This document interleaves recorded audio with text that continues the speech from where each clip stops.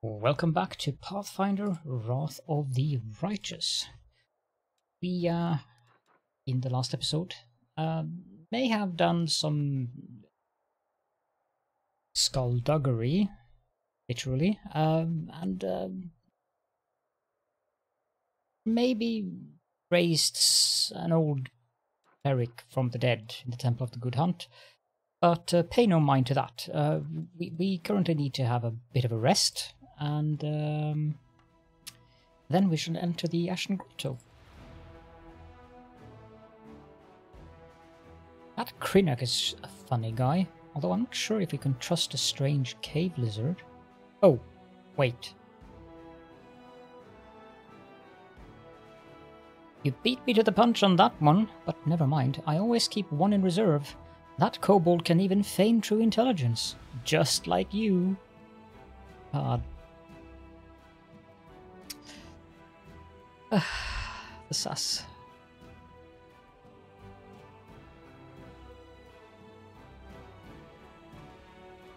Which reminds me, we should probably go visit him at his inconspicuous camp. And I might install a mod that does the buffing for me, because there is a mod that actually does that. And why is that so loud?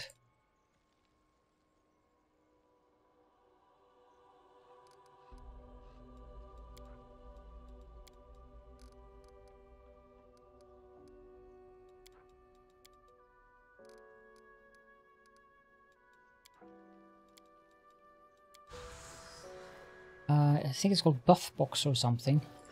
Just makes it life easier by having you can just set up the buffs you want to cast before a combat, not waiting. And it does it for you. Rely on me. My tail is restless. Always be ready for the worst. Everyone counts on me. Missed me already. I am prepared. We will win this war. I'm here. Where else would I be? Meditate on your mistakes. It might make you feel better. I shall not fail. I welcome your company. No mistakes. Didn't someone else get that?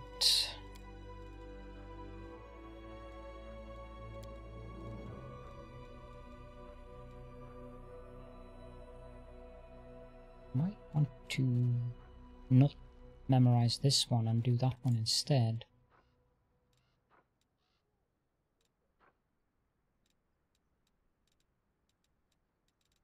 Oh, the waiting's never fun.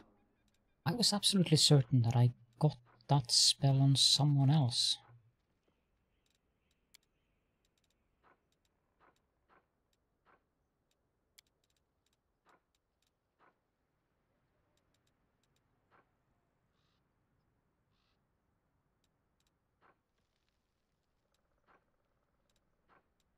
But apparently not. Ready for anything.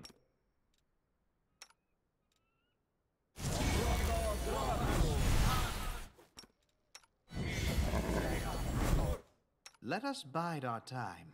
I mean, there is no reason not to do this.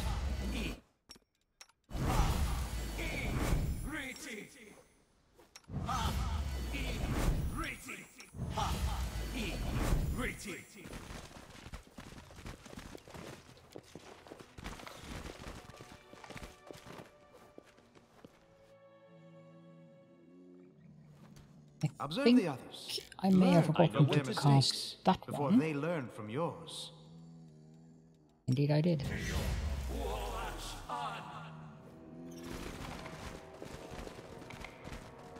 There's an ash giant lying here.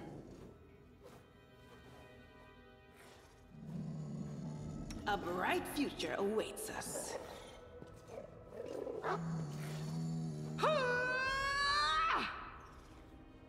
I'm done with you. Wasn't his brightest moment in life, even though it was his last.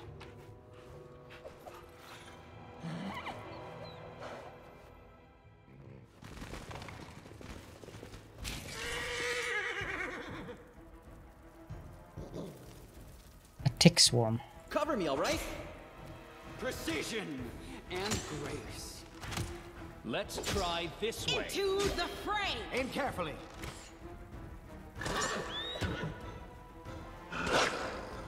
You won't survive me.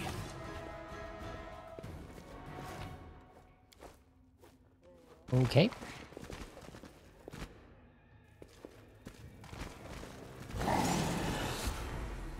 Another tick swarm. Stab you or zap you? Why not both? And Thraz the Spinebreaker.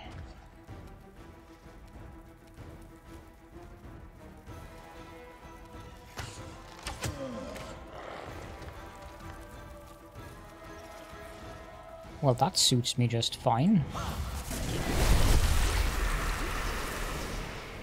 This will hurt.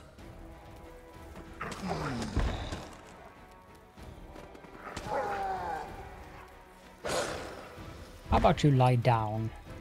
It's time for a nap.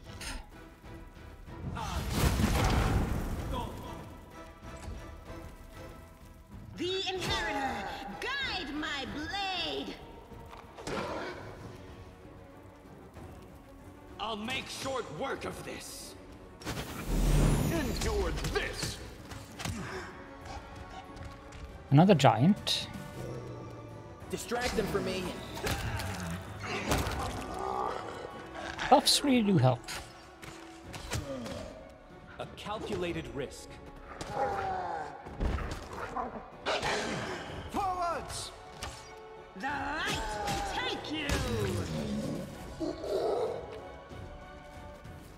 Masterwork, and he has a cheese crostata recipe. Yummy. He also has the Nature's Choler. That'll fetch me a little bit of gold.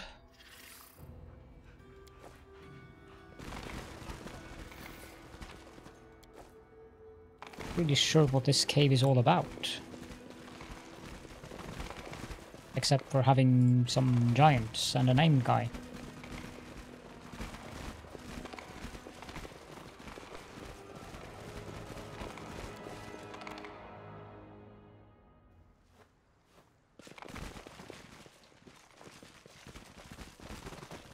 I did misremember the cave. We probably could have done it in the last episode, but...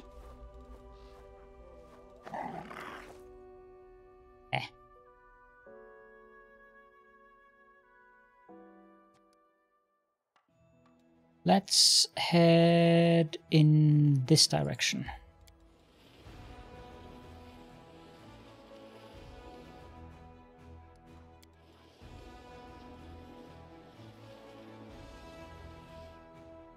Then down here.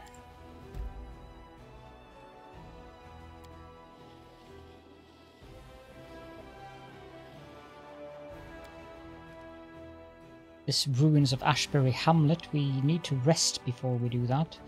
How is our crusade coming along in terms of decrees? Yeah, we have leveled up those. We can level it up once more. And then we also have hunting down mutiny. That's not really necessary. What about recruitment? Archers are really not interesting.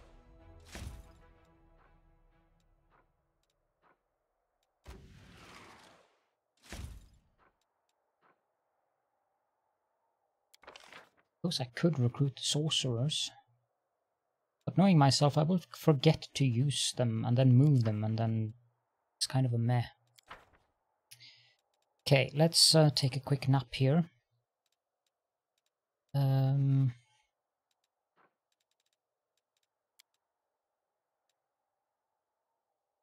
Okay, so someone needs to cook.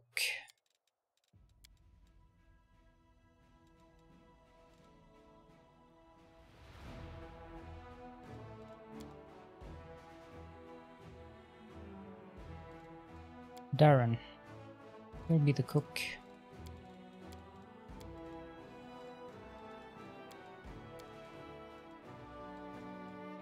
Then choose a recipe. +1 cooking bonus. Let's see. 1 temporary hit point per day. +5 speed bonus. Boltriff's favorite dish. Nenio's favorite dish. Regil's favorite dish.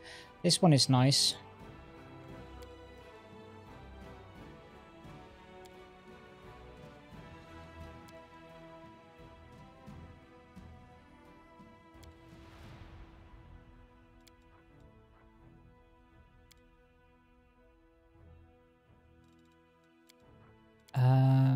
I think we can go with this one.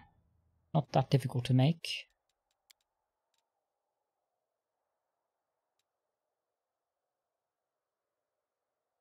Do you know why you have no stamina? Because as soon as we stop anywhere instead of helping to set up camp, you just drop like a rock. Nah, I drop like a rock because I've got no stamina.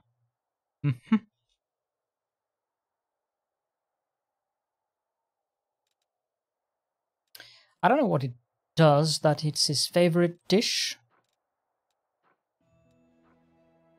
Oh, it's a cooking bonus to mobility checks.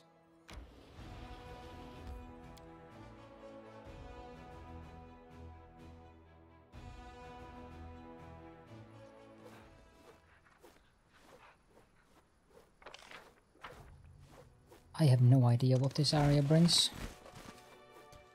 Just to be on the safe side. No reason to pause. Something wrong? I'm all ears. Everyone counts on me. Oh, skip the pleasantries.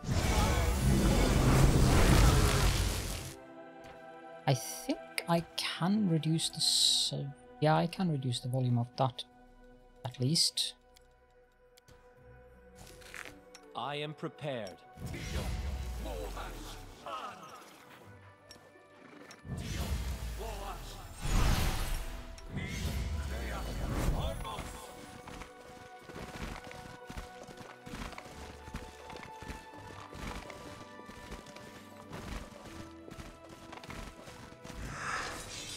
Ancient Sarkorian ghosts, okay.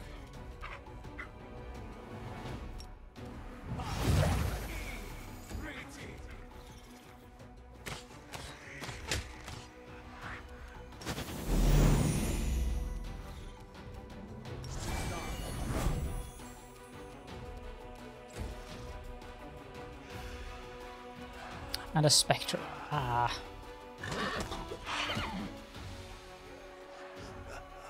They will inflict negative levels.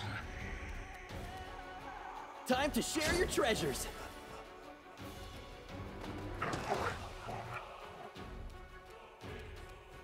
Could use this, but that'll affect my own skeletal archer. Out of my sight!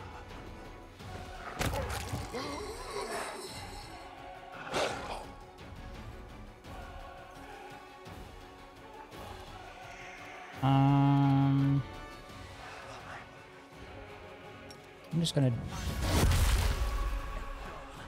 do that on Peps, apparently. No glory without risk! A solid plan. No contest. Make every strike count.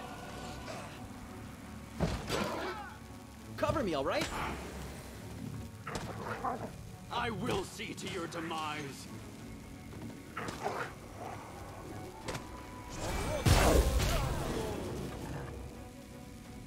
You've crossed the wrong model.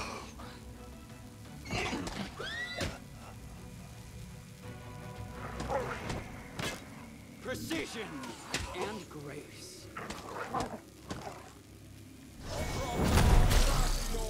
You won't survive me.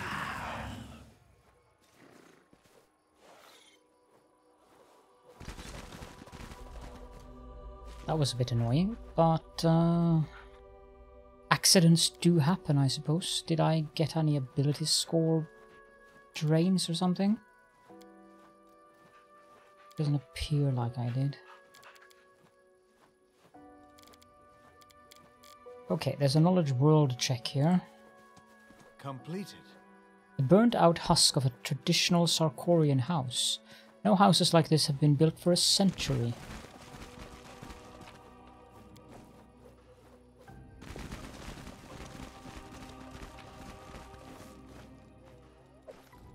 lustrous blade.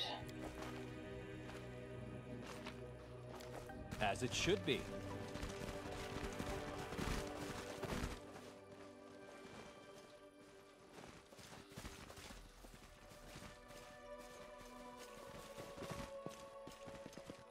That is not far.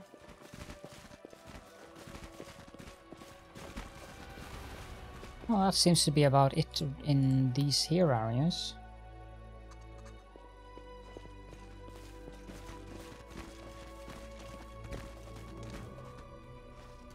Two seconds, please.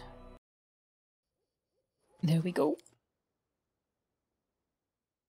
Let's head on back down to the inconspicuous camp and see if Crinukh has something to say to us. We can also go to Heaven's Edge while we're in this area and check if that key thing fits there.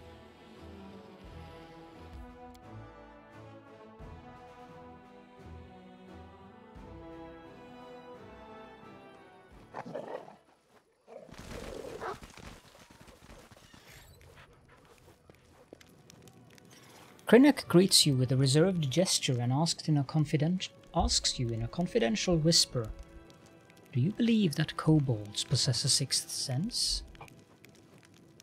"Say I do." Inhaling loudly through his nostrils, Crinukh nods. "That's good, because I have a highly developed sixth sense, and I sense big, big trouble ahead. Stay alert. With age, I've learned to discern all shades of impending trouble, and now it smells like the worst kind of calamity. An unexpected one. You know, it's like waking up in your house, going into your basement and finding a demon sitting there. That's unexpected, right? It's hard to decide what to do in a situation like that. You, for instance, would you do?"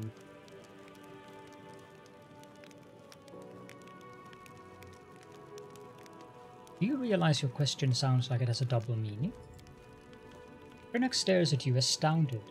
Do you really suspect that a question about a demon in a basement could have some double meaning?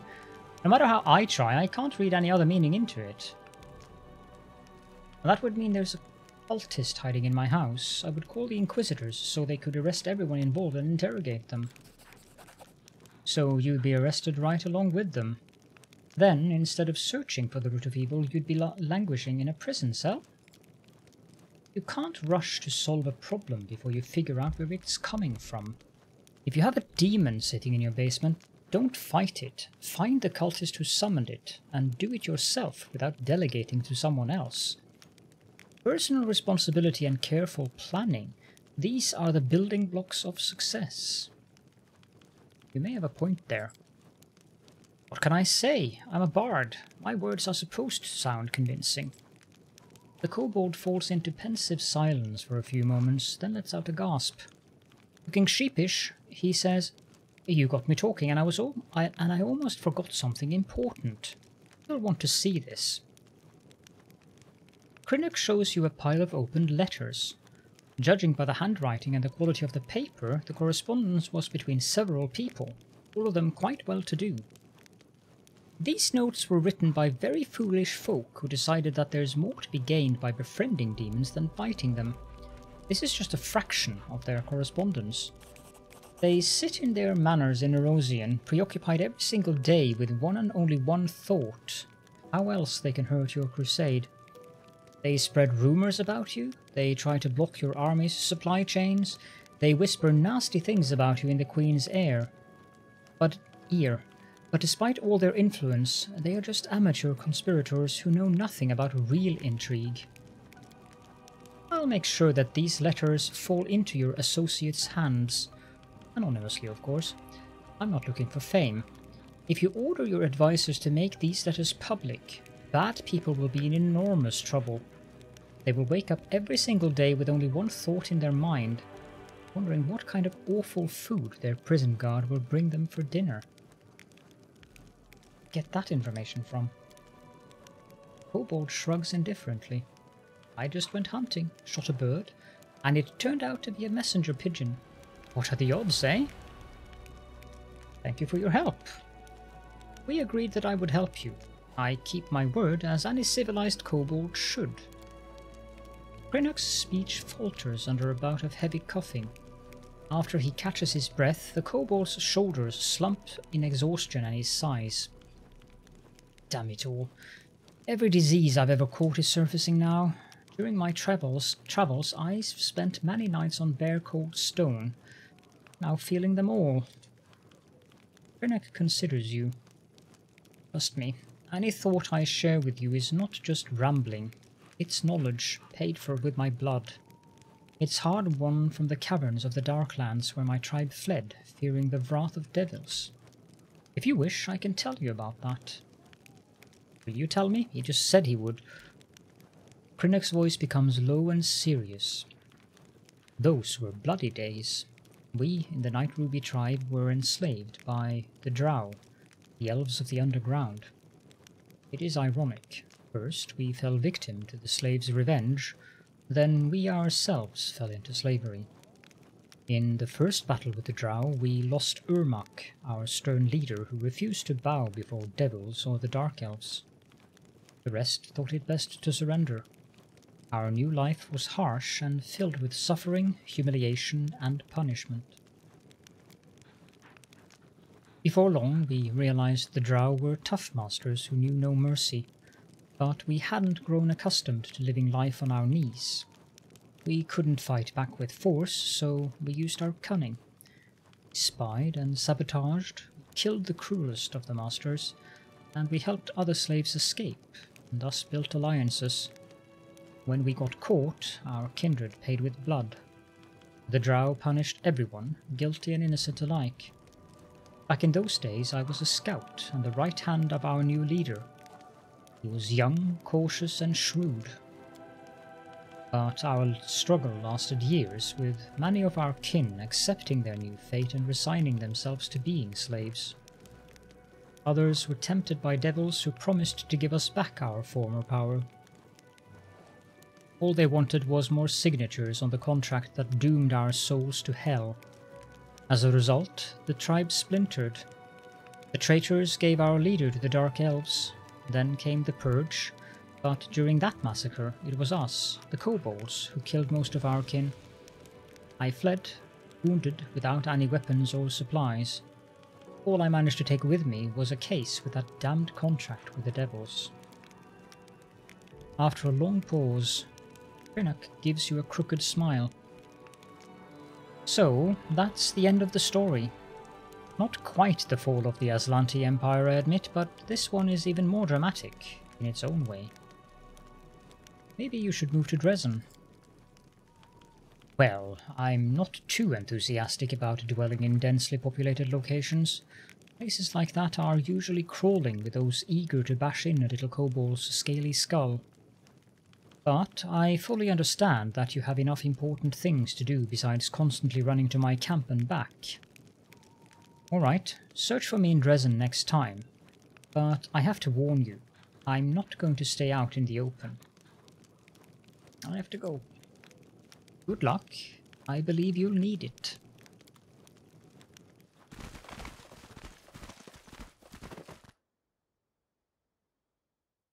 So this guy is interesting. And since I've played the game for a while after this, into chapter 5, I know exactly what he's talking about.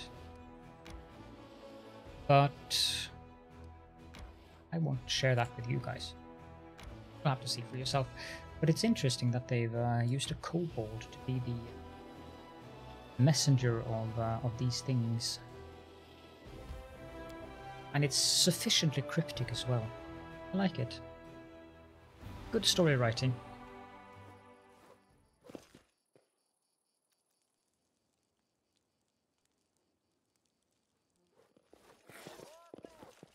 I think we're all fatigued.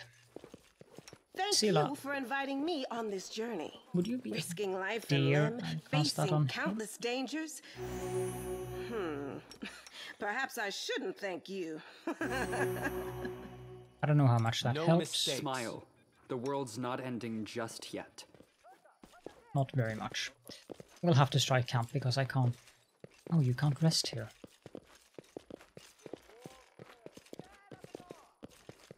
Cannot travel. Your inventory's weight is too great. How far back is this? Too far. Utterly annoying. The game actually trapped me in a place where I can't rest and where I also can't leave. Let's change the recipe.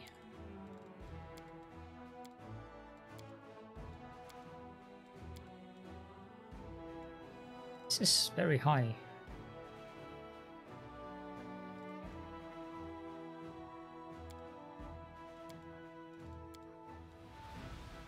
Let's try it. 70% chance of success. I often had dreams of flying as a child, but after the misadventure with the gargoyles, I can firmly declare that the wonders of flight are vastly overrated. But you don't have a scratch on you. It seems you managed to charm the gargoyles too. Wouldn't surprise me. No idea if we actually got Godspeed Salad. Nope. Daeran failed as a cook. He might be a charmer, but he's not a cook. Actually, he just rolled very low, because all he would have to roll was a 7.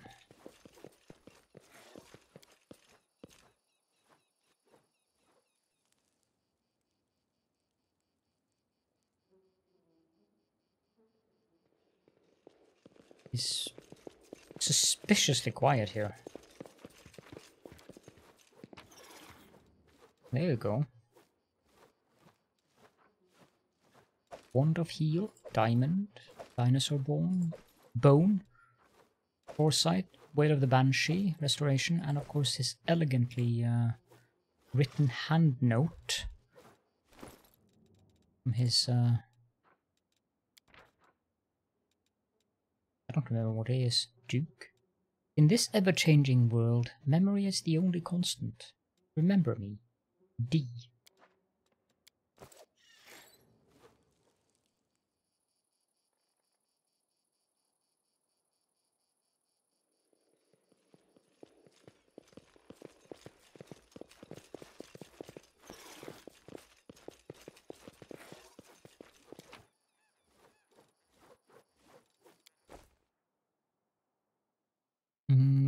I think we'll teleport back to Dresden.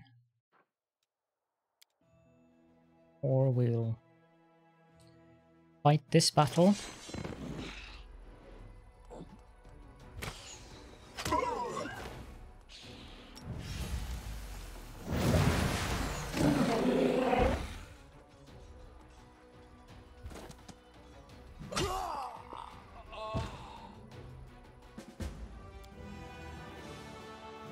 Didn't even know that there was an army on its way to Dresden.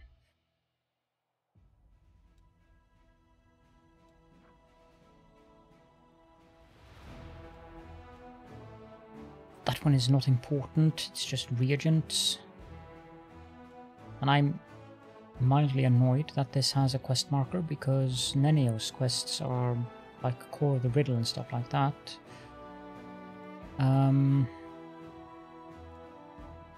I think taking Aru with us to Green Gates is a logical next step before we then take Greybore and hunt down that dragon.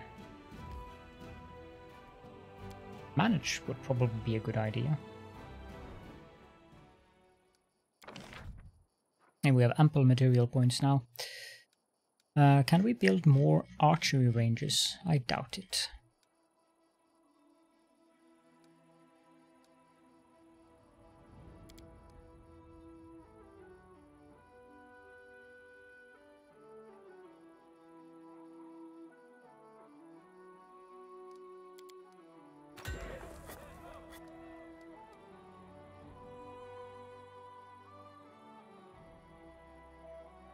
I mean, why not?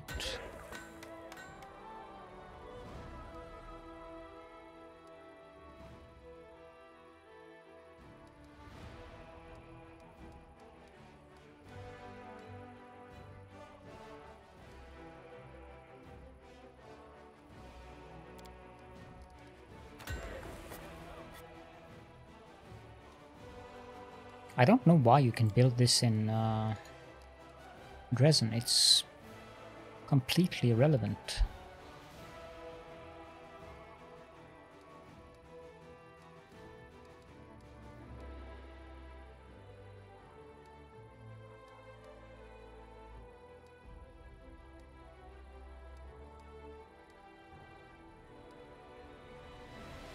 I suppose we can build a military academy.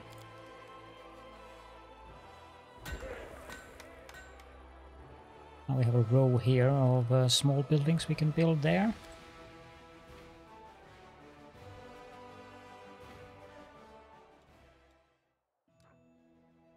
Solemn hour, yes. Wait for the result, yes. Okay, so we don't really have anything specific that we need to do in Dresden.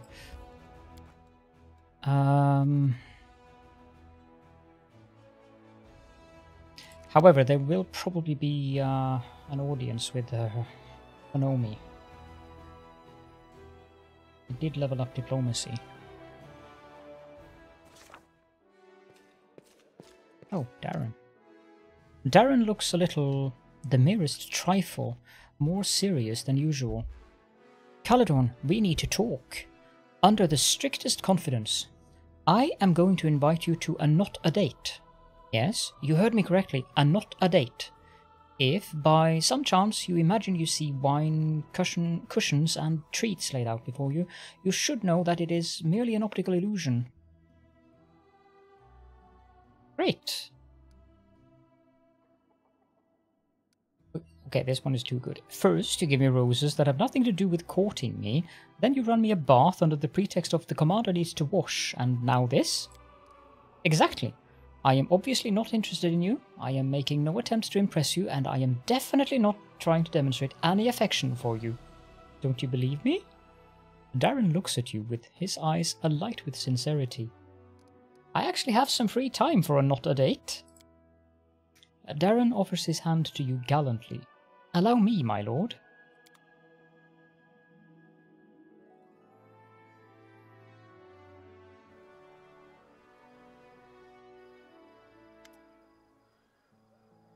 The longer he spends alone with you, the more Daeran seems to shed his usual acerbity.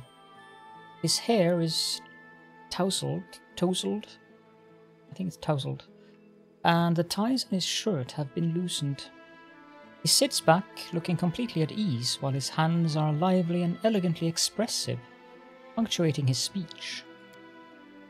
So, here we are, alone, at this utterly insignificant, tedious business meeting. Would you be so kind as to suggest a conversation starter? We need something boring and practical to talk about. Boring and practical, as you know, is not exactly my forte. Poetry.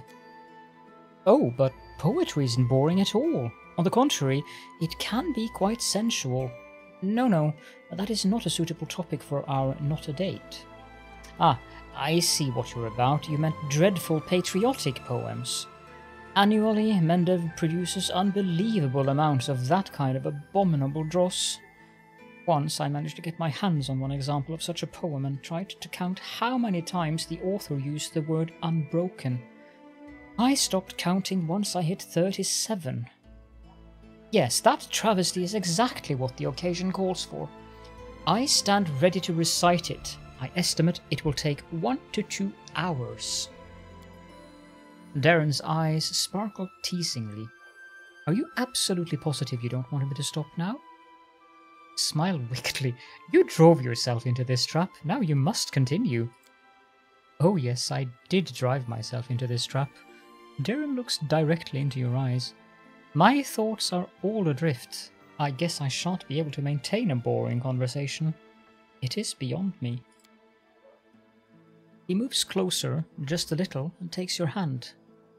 I wonder if I shall come to regret this. You're dangerous. I know it.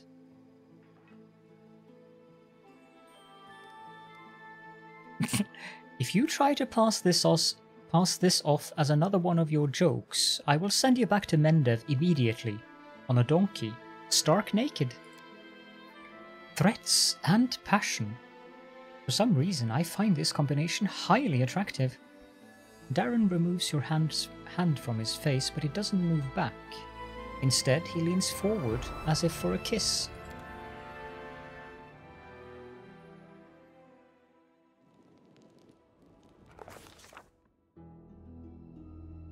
Inexplicable power lies in the force that draws mortal bodies and souls to each other.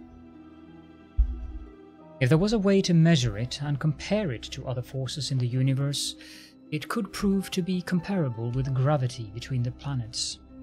But this force is as fragile as it is mighty. Sometimes its emergence can lead to unexpected and irreversible consequences. Night falls, and with it the commander drifts off into a deep sleep. He dreams. He sees himself from outside his body. Himself and Daeran. The two lie next to each other, their hands joined, their breathing slow and deep. The young count's hair gleams with a soft golden glow, almost invisible in the light of day. But in the dark of night it is unmistakable and bewitching. Then the commander realizes that he is not simply seeing himself from outside in this dream. He is seeing himself through someone else's eyes. Someone is near. They are watching from the darkness, watching closely but indifferently. Or perhaps the commander can sense only the gaze, but not the emotion of the invisible observer. The observer's attention is fixed on the naked bodies. The observer does not move. They make no attempt to turn away or come closer. They simply watch, and watch, and watch. Caledon gives himself over to the dream. Caledon lets the strange vision take over. The hours of night drag on, and nothing changes. The couple continues to sleep, exhausted from lovemaking. Someone is watching. Only at the very break of dawn, when Daeran turns over with a slight sigh, slowly coming to wakefulness, does the dream loosen its grip.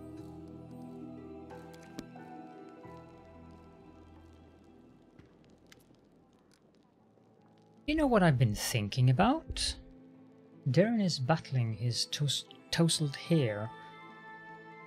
Tousled. I'm not sure about that. Trying to make it look at least slightly tidy. Perhaps this crusade isn't so bad after all. At least, I feel much happier now than I did back in my hedonistic days in Canabras. What a horrible thought. I feel like I am betraying my ideals just saying it. I hope this not a date won't be our last. Well, I can't promise that one day I shan't run away to Kelesh with a gang of handsome smugglers. But until that day comes, I am at your full disposal. Daeran shoots you a teasing smile. You know, I had a dream about the two of us. Indeed. Daeran smiles. I'll bet it was something rather tender, or perhaps something exhilarating. In the dream, a great danger was looming over you, but I was there for you, ready to help you no matter what. Daeran is watching you with a slightly surprised look on his face. A spark of understanding flickers in his eyes for a moment and disappears. Finally, he smiles gracefully. How courteous of you to guard me even in slumber. Let's blow me a kiss. Until next time. If you miss me, you know where to find me.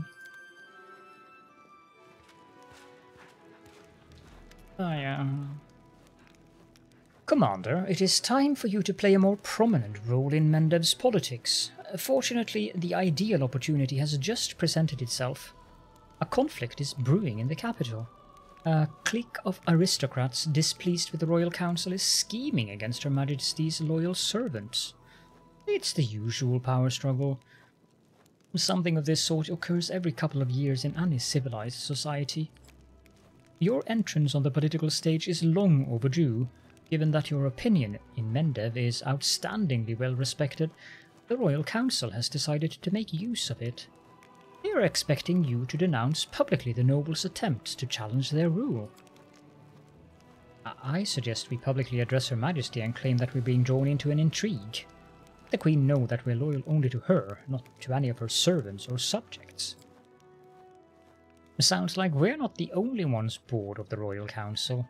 Let us support the disgruntled nobles, and Cousin Galfrey's advisors will have too much on their plate to worry about us. I say we don't get involved in someone else's squabble. And just to make it clear, we'll write a public statement to the people of Mendeb that will have the commander plainly say, "Your bickering is not my problem. Leave me alone." Both the council and the aristocrats want to stop us supporting their opponent, right? Well, let's just get a payoff from both for not messing with their business. That way we come out with a little something something, and we don't ruffle anyone's feathers. Help from Queen Galfrey decree? Nah. Support Mendeb's nobility? Nah. Address the people? Nah. Royal courts help? Hedge knights are usually quite good.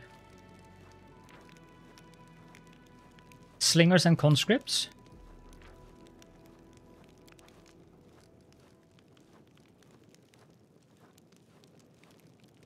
I think we're going to go with I won't interfere in their feuds. Lady Konomi studies your face for a while, then says calmly, "What a shame. Opportunity comes knocking and you throw it in the garbage." Thank you for your time, Commander. I'll make sure word of your decision reaches the capital. That will be all. This meeting is adjourned, although I'm certain the crusade will soon require another decision from the Diplomatic Council.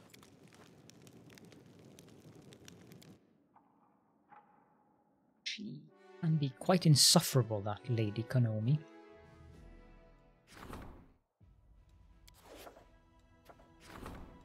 The hatred of the descendants of Sarkoris toward arcane spellcasters knows no bounds.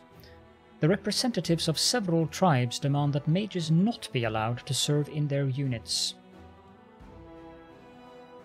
Nope. Yeah. I don't know if we need the leadership.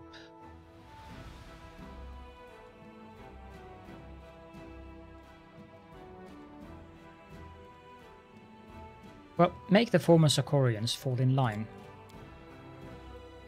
Upon receiving harsh punishment, the Khalids begrudgingly complied. News of this has bolstered the commander's authority within the ranks.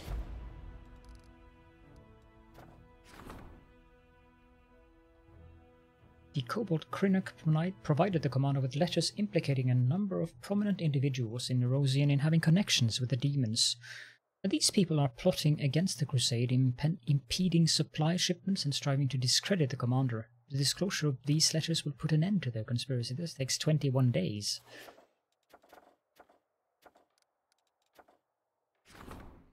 That said, this is logistics too.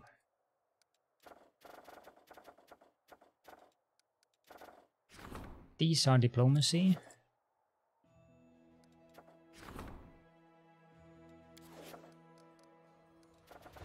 This one is leadership. What do we do with leadership?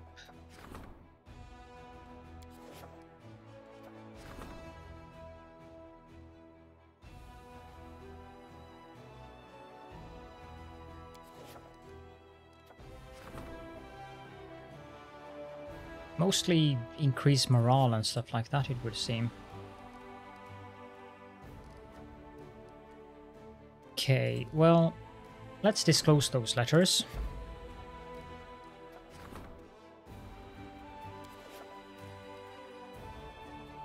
And as for the relics, I think most of them are rather useless.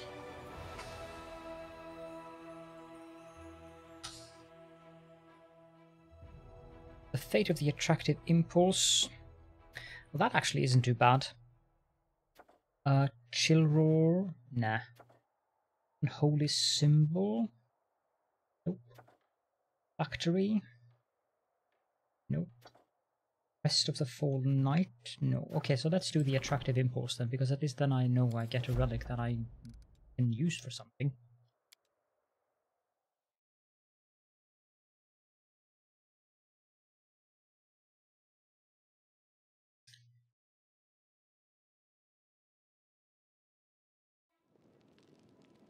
But I think it's time to wrap up the episode here. Apparently we slept.